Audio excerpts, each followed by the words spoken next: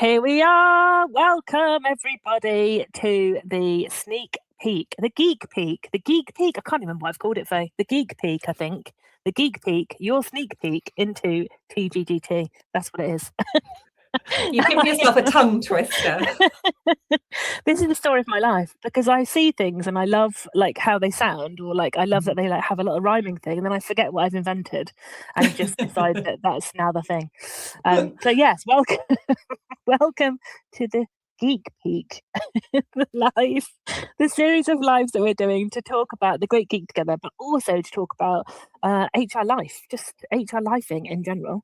And I'm very excited that we've got you here today, Faye, because you are one of my most favouriteest persons ever online, because I actually think you are like, then this is probably a really shit award, but like the nicest person. You're just the nicest person in HR. And I think that deserves some kind of creds because you're freaking awesome. And I just think you're brilliant. And I'm so glad you're here. So thank you. Oh, well, thank you so much. I think you're the nicest, most lovely person. We can have a love off at this point. Yes, we can. I'm up for that. So, for anyone who hasn't come across your wonderful face / Bright Sky HR, your fabulous organisation, tell us a bit about like who you are and what you do. This is my Scylla moment where I'm like, what's your name and where'd you come from? So tell us. Well, thanks, Scylla / Michelle. So hi to anyone watching who I haven't met before. I'm Faye. I'm a career and executive coach for HR professionals.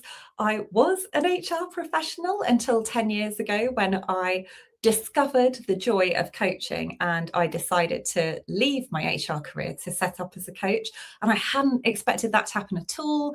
I didn't leave HR because I didn't like it anymore. I left it just because I loved coaching even more. And over the past 10 years, I found that my work has gradually evolved. I started off coaching everyone across all professions, but I started to create resources specifically for HR professionals. I think the further I came along in life, the more I would spot stuff that I thought might be helpful for people in their HR career that I wish I had had or I had known when I worked in HR. So I thought, well, I may as well tell everyone and share this stuff. And so those things include, I created something called the Essential HR Planner, which I should have one here, actually. I should be a bit more prepped, shouldn't I? Oh my God, I should have one as well. I feel like I always have one nearby. My desk is could be a tad tidier. Here we go. So for anyone watching, this is what it looks like. Yes. And the planner has got a whole load of activities in it to help you stay organised in your HR role, but also to plan out what you want for your career and how you're going to get it, and just make everyone at work realise how fabulous you are. And I started a podcast that I've had for 5 years now called HR Coffee Time. And from these resources that I was creating just on the side with like no proper purpose, just to be helpful. Literally like side hustle for fun. Yeah, it really was. I found more and more HR professionals coming to me for coaching and support, and I absolutely loved working with them all because I tend to have a really strong values alignment with anyone who's working in HR. And of course, I know that world so well. So I kind of feel like I've sneakily got the best of both worlds now. It's sort of like I'm still in HR, even though I don't actively work as an HR professional anymore, whilst I still get to do all the coaching, which is wonderful. And so the coaching is mainly one-to-one, but I've also developed a leadership program for HR professionals called Inspiring HR Leadership. So that's me in a nutshell.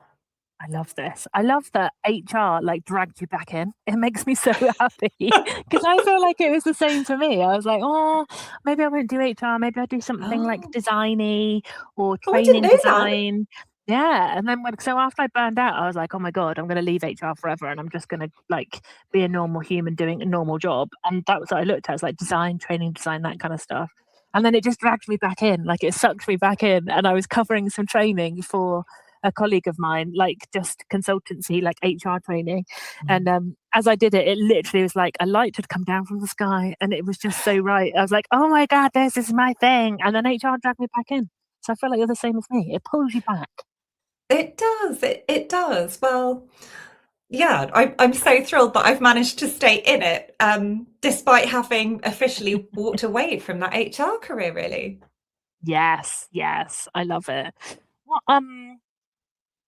What's one thing you've learned about HR people, like since you've done your business side of the HR stuff? What's one thing you've learned Mm. about HR people that's really surprised you? I think what definitely really surprised me when I first started working or coaching lots of HR professionals was how similar a lot of the challenges were that they were Yes. experiencing. Because, of course, in coaching, someone can come to you with anything at all. There might be a goal they're working towards or a challenge that they're experiencing in their career or at work that they want to talk about. But I just started to notice these same themes coming up again and again and again, and they might emerge in slightly different ways. But that was really fascinating to me. And that's actually what then led on to eventually me creating the Inspiring HR Leadership Program, because I thought, oh, actually, I could combine some coaching with training, but also put together a group experience for people. Because amongst those themes, one thing that came through was loneliness, which I think ties in really Yeah. well to your event and everything that you do with your Geek Squad. Even if people were working within an HR team, they could sometimes feel lonely. But of course, there are also a lot of people, and I have been in one of those roles before, who are in standalone HR roles. And it can be difficult because it's also a lot of confidentiality is required to do the job really well. So yeah, that's probably one of the big things that came through was the loneliness, but there were other themes as well. And I Yeah. wish that things like your fabulous community and your event had existed when I was in my HR career, because I know um, I definitely felt alone at times, not all the time, but at Yeah. various points in my Yeah. HR career. Exactly the same. Exactly the same. I definitely. I mean, I feel like I always kind of engaged in like local networking and stuff because I was so conscious that I was a standalone HR pro and I didn't want to feel like I was missing out on stuff. But yeah, I wish there was more stuff like your program, like my program, like Kirsty and Emma's events and stuff like that when Mm. I was in in-house HR because I love them so much now, even as I would call myself like HR adjacent, like Yeah. but on the side of HR, like I love them and I love that there seems to have been like a I don't know. Like they just seem to have leveled up somehow. Like they've gone from boring dry pastries and employment law updates to just something so much more like exciting and interesting. And I just think we needed that. Well, back in the day, Faye, when we were living it and grinding it out, that's what we needed. Absolutely, absolutely. And also just the communities that have sprung up as well that just didn't exist. And that's like the joy of technology, really, isn't it? Yeah, Because gosh, if you think I stopped officially working in HR in my last HR role 10 years ago. Well, I don't think I even used Facebook. That was like a really new thing around that yeah, time. It seems really weird to, to think that. yeah, And WhatsApp was kind of just, I remember thinking, why do people use yes, WhatsApp? Like, why wouldn't you just use a text message? It's like WhatsApp groups weren't really a thing. yeah, And people just weren't used to being online so much. So yeah, I think that's one of the joys of technology is it's definitely helped alleviate that loneliness as well. The fact it's easier to find other HR professionals and speak to them and ask for support and talk about things, as well as, of course, going to all the events that are springing up now, which are fabulous. yes, exactly this. Your program I love because you have this amazing gift that you send to people right at the beginning. Yeah. And it just honestly, Faye, it's just inspired me so much. Like I just love it. So tell us about the little gift that people get when they sign up because it's just the nicest thing. Oh, you're so you're so kind, Michelle. Thank you. I think I've inherited this love of gift giving from my mum. She used to put Oh, like just so much thought into presents, and you could really see like the joy on her face when people opened them if they liked them. She'd do yeah, all sorts when we were younger to try and make it all exciting for us. And I think because I deliver my Inspiring HR Leadership program remotely, I'm really conscious that I want it to be as engaging an experience as possible. So when someone joins the week before we start the group sessions, everyone receives a welcome box in the post, and in the welcome box are a whole range of wrapped up little presents, and they all relate to the program. So there isn't one for every single session, but there are many for many of the sessions. So for example, this won't be giving it away because I have told people this before, if anyone decides to join, the very first present that they open up is an HR Coffee Time mug, and there's also like a selection of teas and coffee and like a little sweet treat to go with it, because for our very first session we all have a virtual coffee together. So even if we're not all in person in a room together, everyone can start to feel relaxed and connected. And then other gifts relate to what I might be covering or teaching in the different sessions, because I thought I would lean into neuroscience, which shows that things like, I don't want to give too much away, but like if you activate all your senses or various senses, you're more likely to retain learning. So people get to, it's lovely. I get to be like my mum, see the excitement on everyone's faces when they open a little present and think, well, how on earth are we using this in the session today? So and then there's a little goodbye present at the end for just a tiny little token for everyone to still, again, feel connected and remember the program. Yeah, I love this so much. I remember when you were telling me about it, I was like, "Oh, I want to do that." It's just so nice. I just think it's such a brilliant thing. Oh, thank you. It took me ages to come up with, like literally months of research and thinking about what to have for the different weeks. And I do tend to add to it as I'll suddenly get an idea. So I just had an idea today for a new gift to put in the box. I get carried away. I'm going to need a bigger box soon. I love this. This is exactly how I currently am with the goodie bags for the event.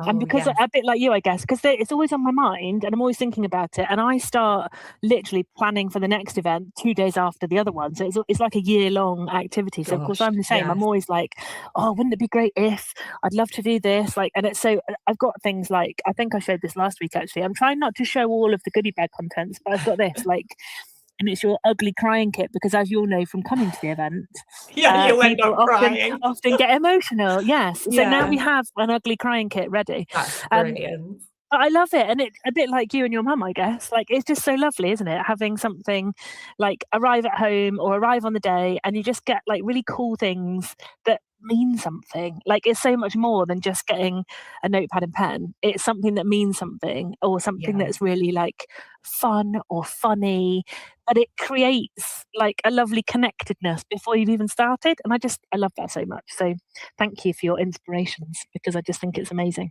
Oh, no, you're really welcome. And I was so disappointed when I came to your event. I was dazzled by the fabulous goodie bag.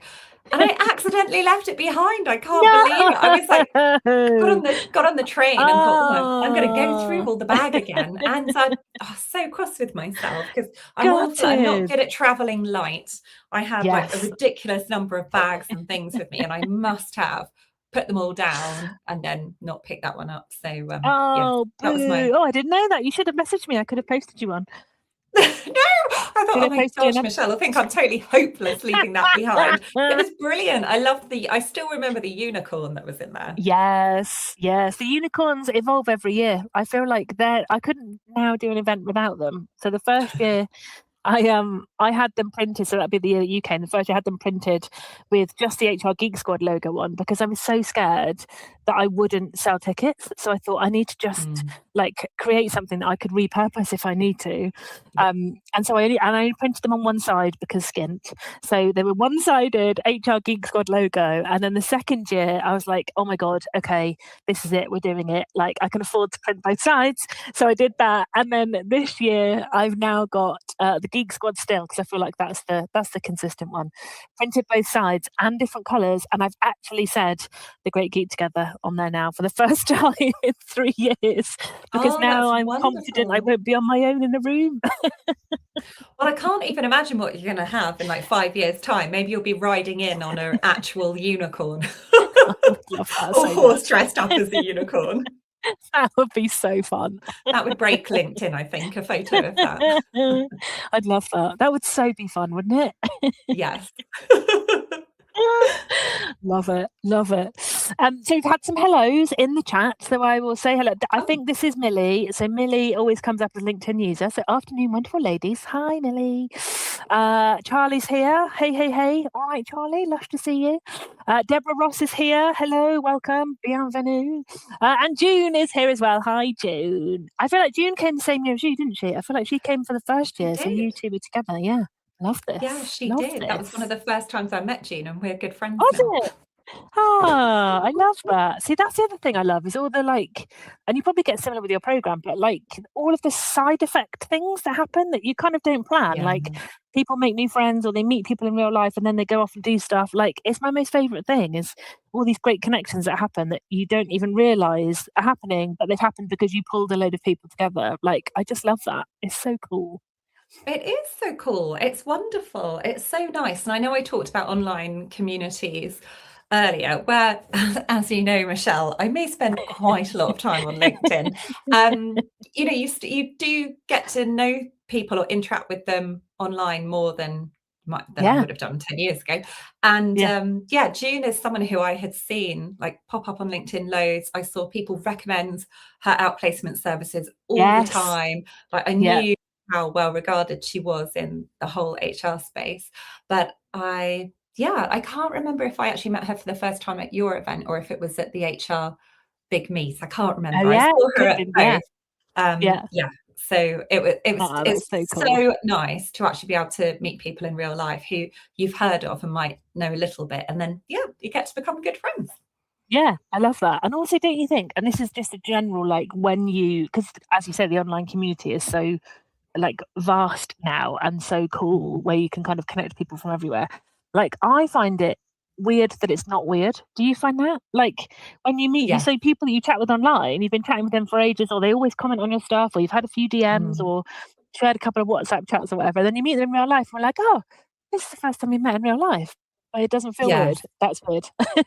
Yeah, I know exactly what you mean. I think the only reaction that I probably get that's different is often people go, "Oh, you're so much taller than I thought." Yes, you are tall. That's the only thing I think that they think's different about meeting me in person. I feel like I need to go round announcing the fact I'm nearly 6 feet tall to try and reduce the number of gasps and shock when people meet me. Yes, that is exactly what you need to do. Like on your joining, like name and Zoom and stuff, you need to put fabulous So, 6 foot tall. nearly 6 feet. Yeah. I love this so much. Hoppy is here. Hoppy has said, just trying to work out if you could fit a pony in the lift. Well, Mm. actually, Hoppy, fun fact, one of our sponsors is bringing something very large to the event this year. And I had to get the dimensions of the lift. That is how exciting my life is I had to Ooh, get the sounds dimensions of exciting. the lift. And we found out because I've been to the studio now, obviously 3 years running, and I've run some sessions there privately. Um, I've worked out because I'm like, they've got like 3 or 4 floors, like it's a massive building, and they've got really big furniture in some of the areas. So I was like, they can't just have that tiny public lift. They must have like a Mm. cargo lift or something like special because how do they get all this furniture in? They can't just build it like on site from flat pack and then it just dies with the building. Like they must have a big cargo. So we've discovered they do have a cargo lift, FYI.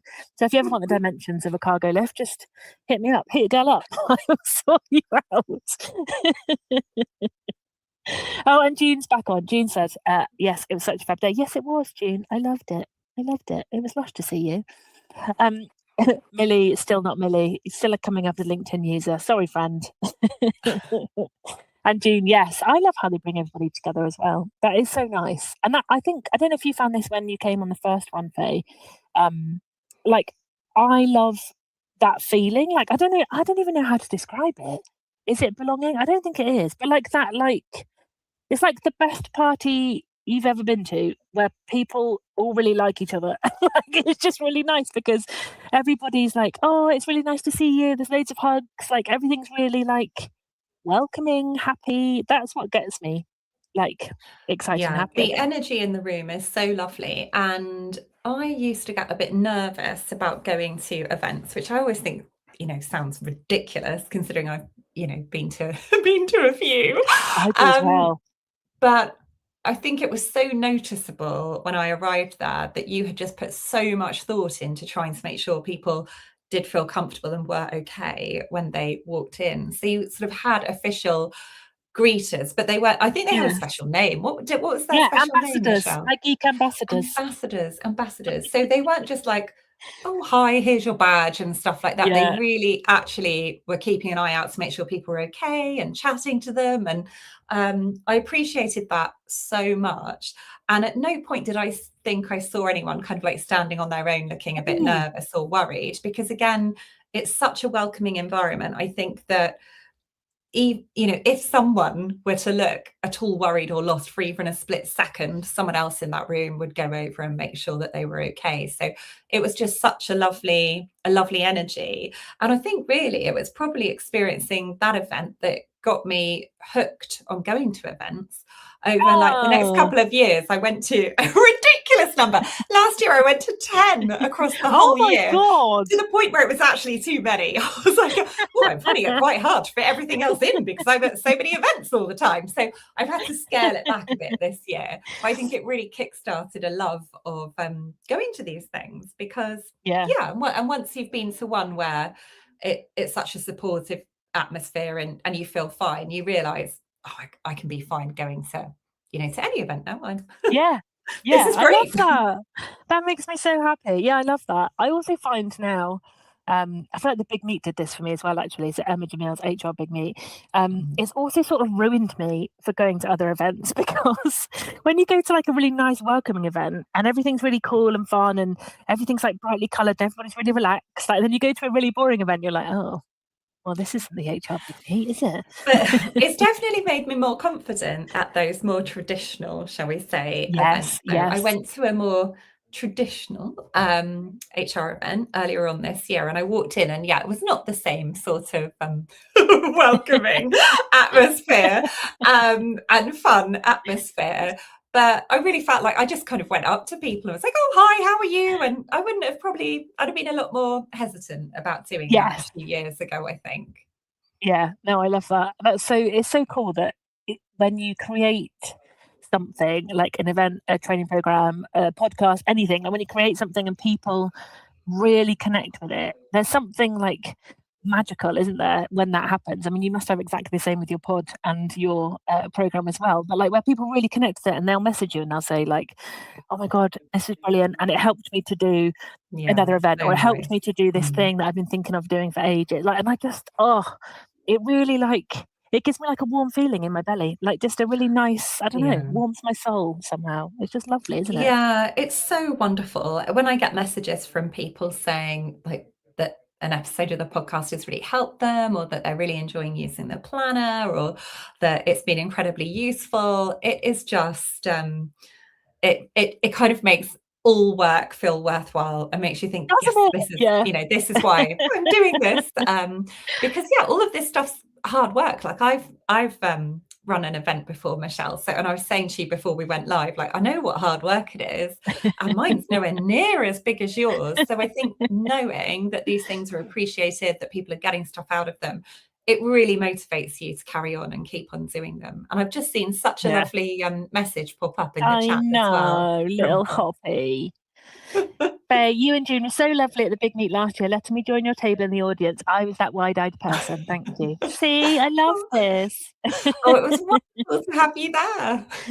Oh, bless her. That's so nice.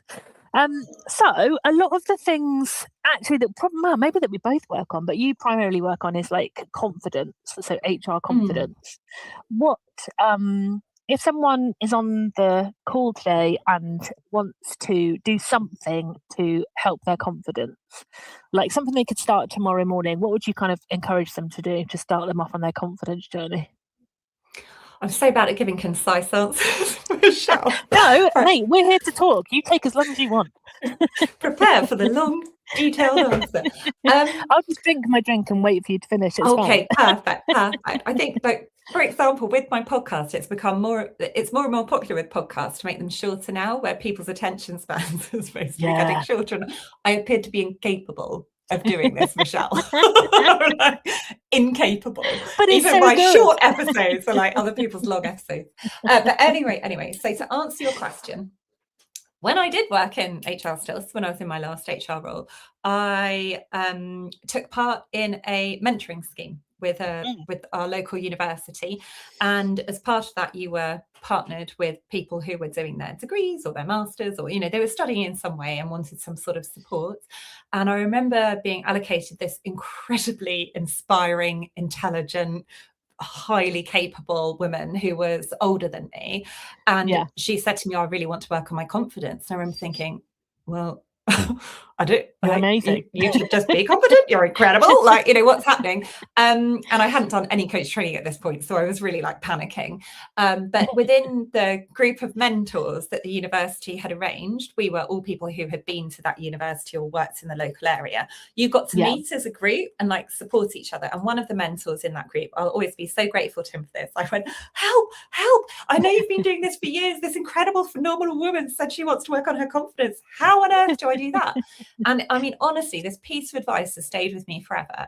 He said, she'll be confident about loads of things. It'll be something specific. He said, to help someone truly with their confidence, you need to try and figure out, what do they want to be more confident about? Because, and I think the example he used was, for example, she'll be confident cleaning her teeth. She might be confident driving a car. She might be confident at learning a specific thing. So she is confident in lots of things. There just might be one or two that she's struggling with. And it was the best advice ever. And I've never forgotten it. And I completely agree with it.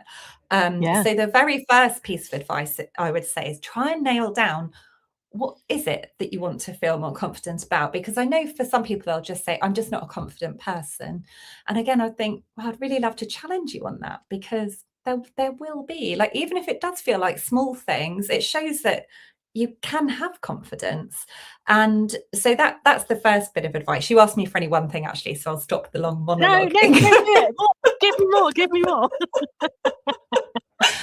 And then, okay.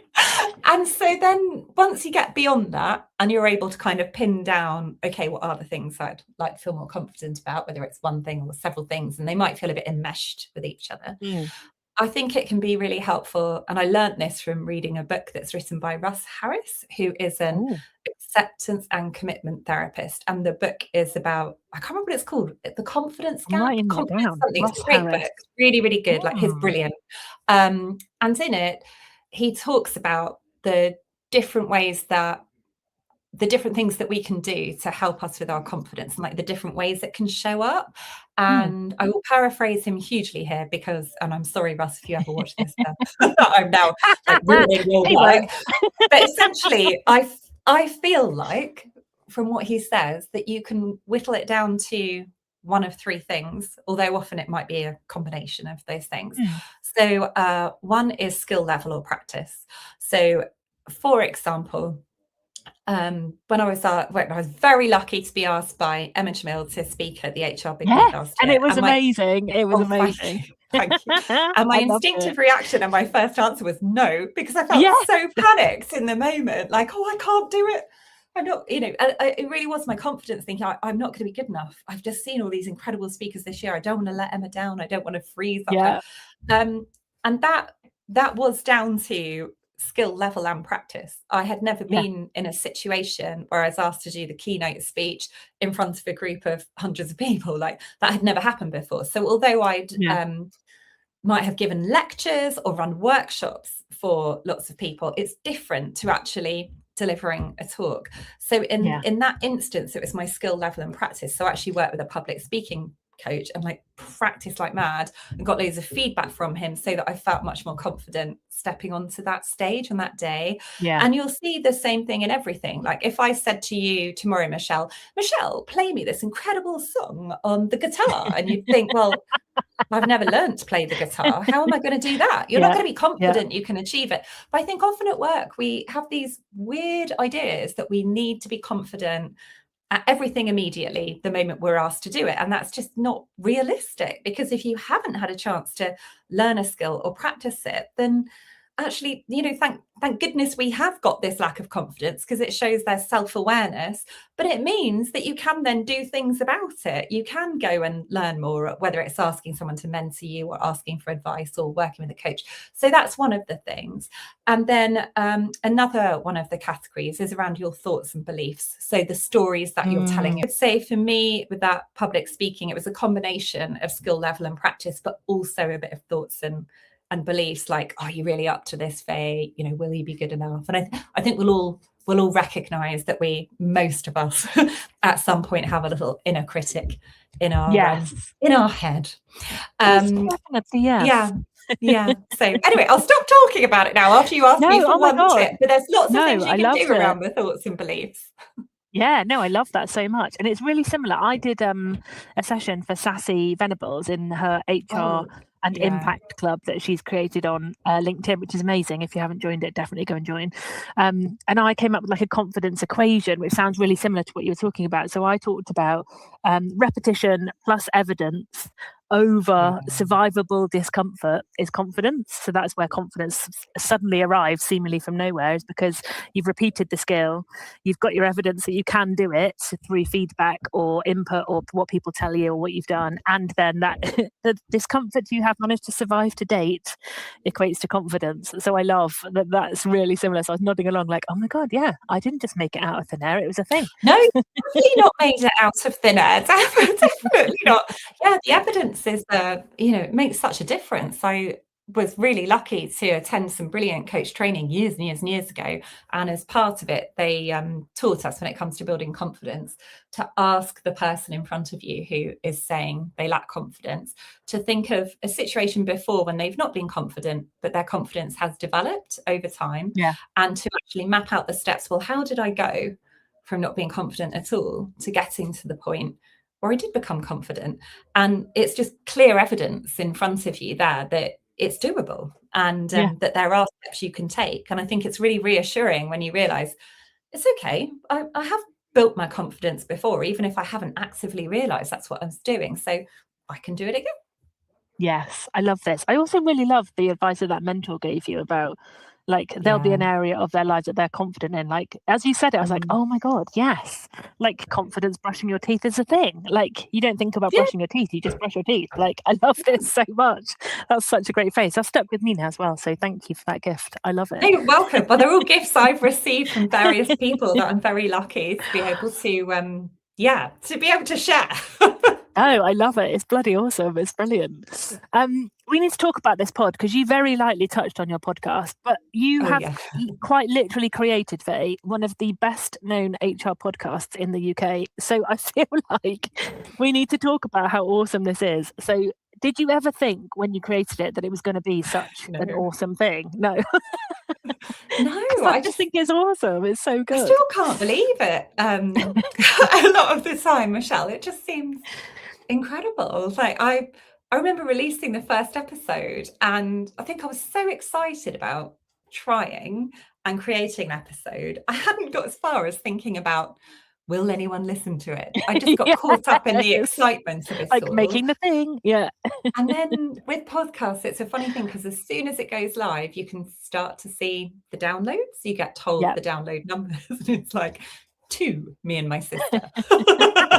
And that's when I think I had a moment of, oh man, like, I wonder if anyone's actually going to listen to this. So I'm very grateful. So for anyone watching this, thank you so much if you're someone who listens.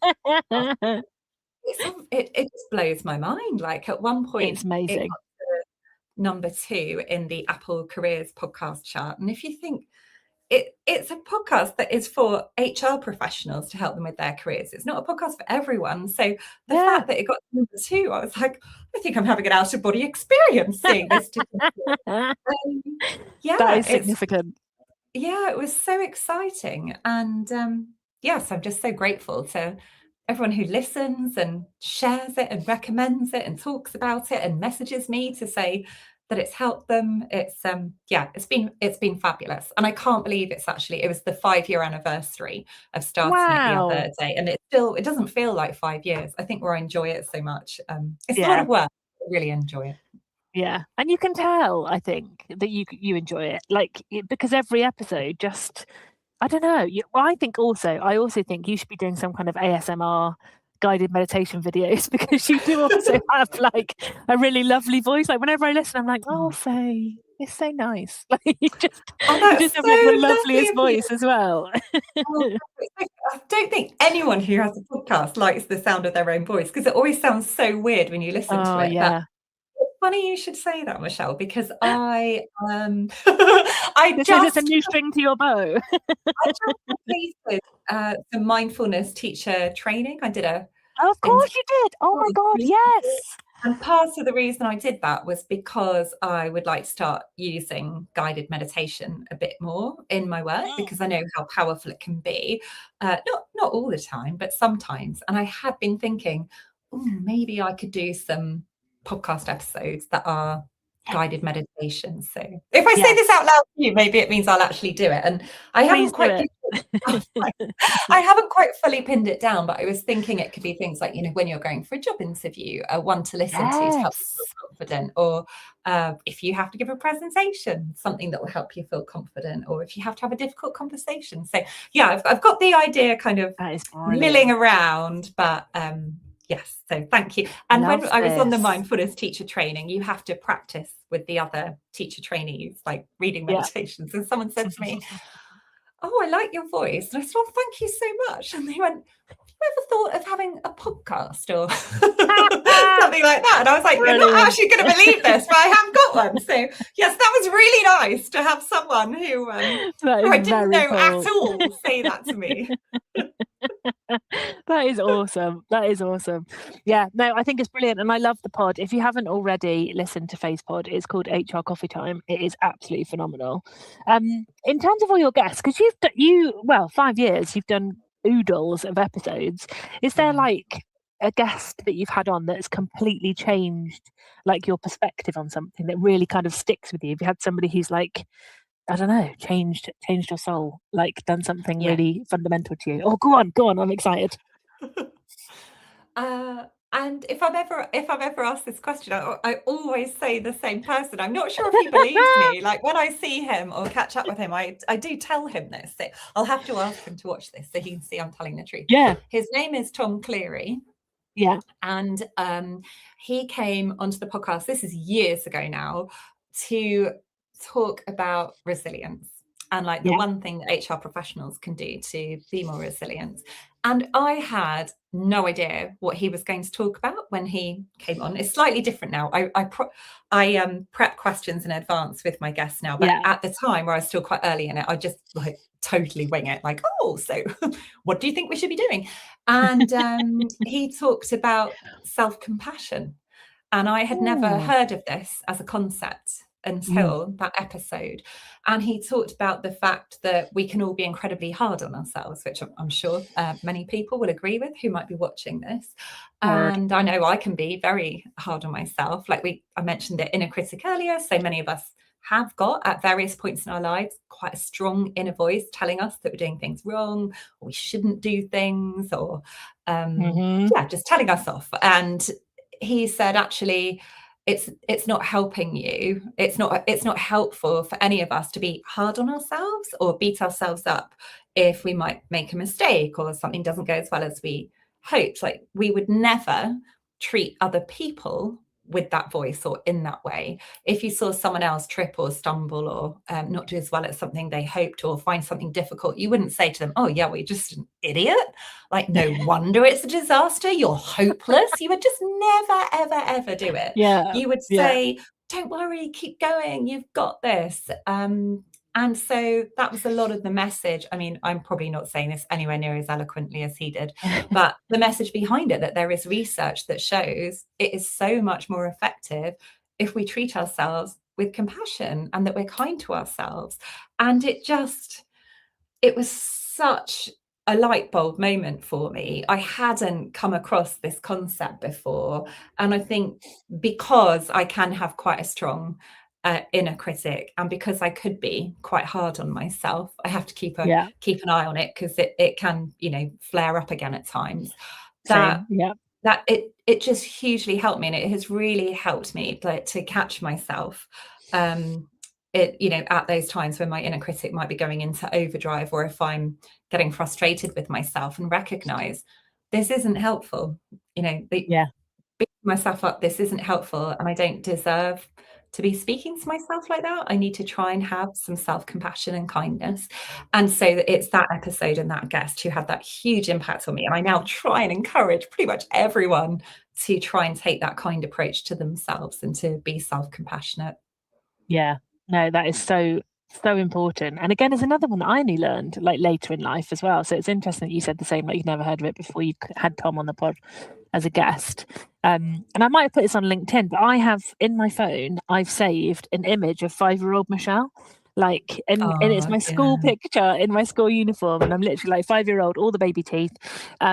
And my therapist years ago said to me, like, just do that, because Mm. every time you get a critical voice coming into your head, I want you to pick up that picture and look at it and say it out loud to that person. And I was like, oh, I Oh, can't. It God. feels really bitey. And she's like, right, it feels bitey because it's not very nice. You need to stop it. But it really helps me. Like you said, it comes back in, doesn't it? Kind of creeps back in over time. But Mm. that picture of like little 5-year-old Michelle, like I would never talk to a 5-year-old the way I sometimes talk to myself. So yeah, I feel Yeah. you. That's a great way of approaching it. And I think, again, that's the thing with confidence, depending on what it is that it might be impacting someone's confidence. There are so many different techniques and things that you can try that, you know, don't work for everybody. It may be that the photo example works for lots of Mm, people, but maybe doesn't sit well with others. Well, it doesn't matter. You know, yeah. there'll be something else. There are so many different things we can try now. It's brilliant. And I think it's wonderful that it's all talked about so much Yes. more now, and these things are shared. Like, hopefully lots of people will have just heard you say that, Michelle, and go and get their own Yeah, go photo and of get their kids' themselves and their pictures. 5, and try it. Yeah, to try and help them Yeah. be more compassionate to themselves. Yeah, it really works. It really helps me. And Deborah's had to dash off, but she's left a lovely comment as well. Really enjoyed joining today. Totally agree with the confidence piece. People often say they have no confidence, and once gently challenged and explored, the confidence grows, and areas to grow confidence are identified, and achievable steps can be taken. So thank you. Thank you very Oh, much, thanks, Deborah. I'm Deborah. glad. Yeah, I'm glad we've stuck in your heads. That's great. So what stuck with you from the Great Geek Together when you came all the way back in the original year, in year one? What stuck with you, do you think, from the event itself?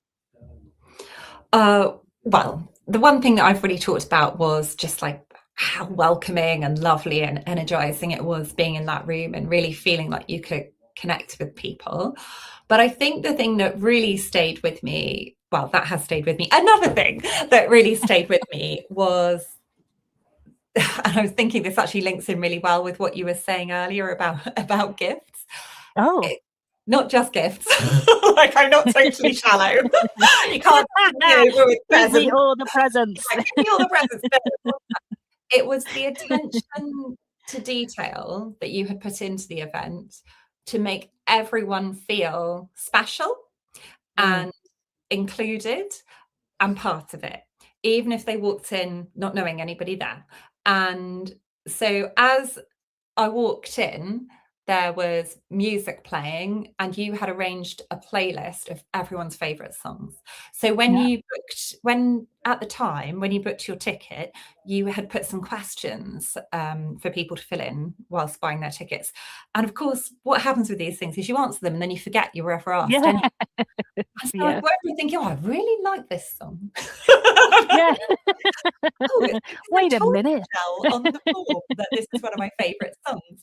And then Yes. in the afternoon, when like typically there's a real dip in energy, you know, like after lunch, and maybe you've had another talk, even if the speakers are amazing, like no one can help this, it's just human biology. Everyone Yeah. starts to have a bit of a dip. You said, okay, everyone, and now if you'd like to go to the table at the back of the room, you'll find something there. And one of the questions we'd all answered, I'm probably ruining this for anyone who No, comes no, this you're year if fine. they were It's hoping for the lovely. No. surprise, um, was you'd asked us all for our favourite sweets. And I Mm, remember thinking, oh, what should I put on the form? And I thought, can I put chocolate eclairs? Like, you know, the little sweet ones, not the yeah. Yeah. big Yeah. cake. pants. Yeah, I thought, not a pack of pastries. yeah, no pack of pastries. It's like, does that count as a sweet? And I thought, but they are my favorites. And gosh, I never have those. So I'll just tell Michelle that's my favorite. And yeah, they're like lined up across the table for every single person who was in the room were a pack of our favorite sweets with our names on. And like the excitement in the room, talk about you Yeah. were looking at a photo of 5-year-old Michelle. I think we all reverted to being 5 years old. People couldn't get Yeah. over it. Like the energy just went through the absolute roof while we were all eating Yeah. our sweets and like swapping sweets with each other. Yeah. So yeah, it's just all those little touches. And even like the food was the most inclusive food I had ever seen. So you could literally have any allergy or food intolerance and you would be able to eat everything there. Just the Yeah. level of thoughtfulness and care that had been put into it. I know how much you care about inclusion and belonging and people really feeling included and that they belong, and that you managed to weave it in so many ways, but those little touches really embedded it for me. Yeah, I love that. And that you've touched on the bit that I love about doing events for HR people actually, which is when I used to do events in corporate life, like I'd be in charge of sometimes like our sales events or marketing events as well as employee events, like anything and everything basically would come to me. And you do all of these like small, fun, interesting, little touch type ideas, and nobody would care or say thank you or notice. But actually, what I love about doing events for HR people is everybody notices all the How lovely excited things that you everyone do. is. Yeah, but it's so nice because actually everybody like notices all the little things. Like somebody will come up to me and go, "Oh, thank you so much for the sweets," or "Thank you so much for this in my goodie bag because I really loved it." And I'm like, "Oh, that makes it worthwhile because somebody has clocked that that's a thing. It links to something we've been talking about, or it has a real purpose in the event or the day, and it means so much that people actually notice it and appreciate it. Like it really, that's the bit that kind of lights me up. Of doing, yes, the detail is hard. Yes, the work buying sweets is hard, but it's actually like a really lovely thing, and I love the randomness as well. Like it brings me so much joy just seeing the sweet list, to be honest, because there's just so much funny stuff in there. Like Well, and I half of now know it, your favorite sweets. It's raspberry yes, ruffles, isn't it? yes. And I've now got like a raspberry ruffs dealer. So Carolyn Cole in the Geeks, basically every time we meet, she brings me a bag of raspberry ruffles because she learned it at the Geek Together. Like I just love it so much. And I remember I on the was day, wondering this, if everyone just gives you raspberry ruffles when they get to meet you yeah, in I real hate life them now. now.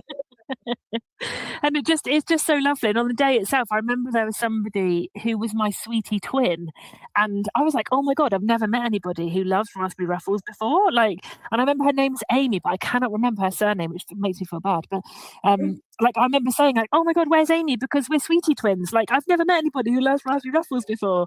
All those funny like little Yeah. moments. And like one of our speakers last year, Steph Douglas from Don't Buy Her Flowers, her favourite sweets that she'd put on her list were white mice, and I was like, "Oh, I flipping love white mice." And she didn't know anything about the event before she came, so she literally rocked up that morning, had never seen any of the stuff. I just asked her on the off chance that she might come because she's somebody who I really admire, and she came and did a speaking bit. And in the afternoon, she came running up to me and was like, "White mice! I've got white mice!" I'm like, "Mate, enjoy it." And afterwards, she was like, "I feel a bit sick because I've eaten the entire bag." Oh, it's just lovely, isn't it? Like, it's just the loveliest thing to, like, get your favourite sweets. But, of course, like you say, people forget what they've put in their registration, so, of course, it Yeah, you becomes don't almost really. like a I'm double guessing you. surprise. Yeah, you probably don't realise that everyone's going to forget. I've totally forgotten. So it seems like magic has happened when you Yes. find your Yeah. favourite sweets there. Yeah, like, how did she know? Yeah. And I think from the first year, we had somebody whose favourite sweets was an apple, and I was like, "No, that's not allowed. You can't have an apple." But yes, I love all of those bits. So I'm really glad that you've noticed it. And Susanna in the chat, bless her, has said, "We notice it all. It's epic." Thank you so much. And Helen had forgotten about the sweeties. So yes, thanks, Helen. And Helen's not coming this year. We're not speaking to Helen anymore. She's not coming this year. She's dared to have a big birthday and a holiday. Oh, happy birthday, Helen. Happy birthday, Helen, even though you won't see us. What would you say to, and I ask this question of everybody, so what would you say to someone who is kind of sitting on the fence about coming to the Great Geek Together? What would you say to them? Well, obviously, I would say go along. But I think also what can be really helpful, and what's happened with me actually, is when people have found out that I've gone before, they've messaged me and said, "Oh, can I just ask you a few questions about it, or can I chat to you about it, or Mm, can I ask what it was actually like?" Like, because there have been so many people who have gone there, it's yeah. very likely that someone in your network has attended one of the events before. So I would say if you've got any hesitation about going, just reach out and have a chat with someone and say, like, these are my worries, or I can't quite picture what it's like. Could I ask you a bit more about it? Or of course they can ask you, Michelle. You're like the most approachable person in the world.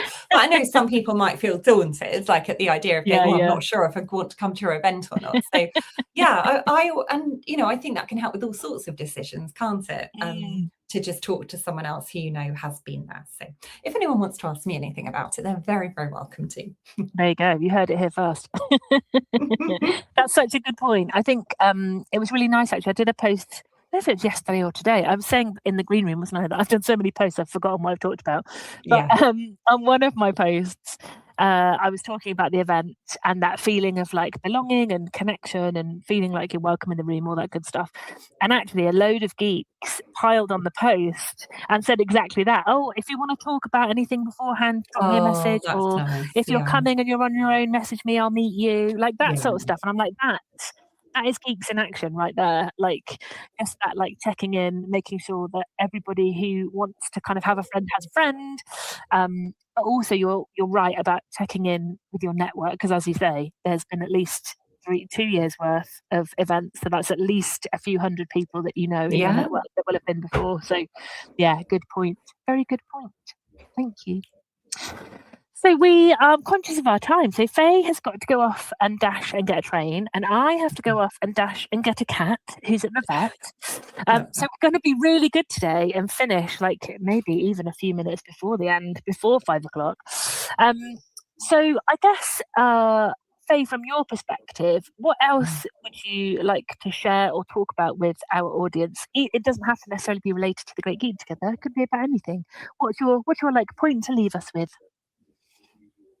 Oh no, now I'm feeling the Oh, pressure. Like oh my I've got to god. come up with one good point. No, I mean, you've got well, you've got like 3 minutes, so take your time. well, no, as you were talking about the events, it's funny how like I've suddenly started remembering other aspects of it as well. Mm, And I think I know that the story behind the event is that you have your own lovely community mm. called Yep, the HR Geeks. yep. Is it the HR Geeks or the HR Geek Squad? The HR Geek HR Squad? Geek Squad, but we call each The- other geeks, so Yes, we can flex. the HR Geek Squad. And so you had thought it'd be really nice to get everybody together, if they would like to come, who's part of the squad, and but you decided to make it open to everyone within the HR Mm, community as well. And you have people from the Geek Squad speak because part of your thing about inclusion and belonging is also giving people a voice and an mm. opportunity to speak that they might not have had before. And oh my goodness. So one of the speakers, Orshi, talked about Oh, yeah. what the geeks meant to her. And when you Yeah. talked about the tissues being in your goodie bags, like I could have done with them at that point because it was Yes. so moving. I think we can all really underestimate the impact of community and Yeah. support from each other. And it was a brilliant talk that she did anyway. But I think what came through so much was how supported and she felt by the group and how much she enjoyed being part of the group. And I hadn't really thought about it that deeply until I was there. So Mm. it was really, really moving. And yeah, again, it must be wonderful for you, Michelle, to just know what an impact not only the event has, but your your geek community has as well, like how much it means to people. Yeah. It genuinely, like blows my mind because when you create something, like whether that's a LinkedIn post, a program, a community, an event, a talk, whatever that is, and somebody tells you like the impact that it's had on them and how much they value it, I can't even describe the word. Like Mm. it makes me feel I don't know, like proud, confident, but also something like warms my heart somehow. It's just the most Yeah. wonderful thing. Like, and I think it's when when you've been the one to create something. Maybe that's what it is. Maybe that's what makes the texture of it different for me. I don't know, but you think about things. And I sent somebody a message the other day and said, "Who'd have thought little Council House Michelle would have made something like this?" And sent them a photo of whatever it was. I think I was featured. I was featured in a magazine, and I sent them a picture of the feature. And who'd have thought little Council House Michelle would have ended up like this? And it's that, isn't it? I think like, oh, who'd have thought like little Michelle, like too skint when she was little, still managed to do all of this like cool stuff and has invented a thing that people love. Like there's something really weird, like in your soul that just gets like soothed somehow when people say stuff like that. And I still get now regular messages from people in the Geek Squad saying, "Oh my god, I'm so glad I found this squad. Like, it's amazing. I love everybody in it. I've never known support like it. Like, it's just blows my mind. It just blows my mind. It's the loveliest thing, and it makes me so happy on the daily. It's just lovely."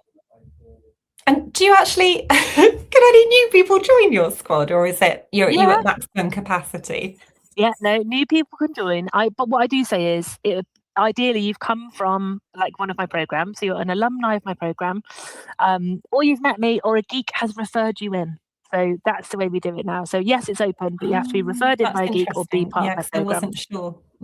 Yeah. So it's still open. It's still open. The door's open like a little crack. I just don't want it to become like a massive group because what I love is I know everybody. It's lovely. And if people go in and they go, "Oh, I'd really like this thing. Has anyone got any ideas?" I know exactly which geek I can refer them to. And I like that. Yeah. And I don't want to lose that. So I've deliberately kept it, I guess, relatively small, like 138 of us now. But yeah, it's deliberately kept small to keep the community feels, I think, because I wouldn't want to lose that bit. That's the bit that I love the most. Fabulous. Fabulous. So thank you so much, Faye, for joining us. I knew this time would go so fast. It's literally blown my mind that we're nearly at the end. So thank you for joining. It has been wonderful to talk to you. And I feel like we could literally do this every week and still have new stuff to talk about every Oh, week. definitely, definitely. But yeah, no, thank you for inviting me to talk about it. Oh, It's it's been been so lush. lovely spending the time with you. Oh, I've loved it too. Thank you so much. So we'll leave 2 minutes early so that we can get trains and cats. So thanks everybody for all of your comments. We really appreciate you, and we'll see you next week for another Geek Peek. Thanks everybody.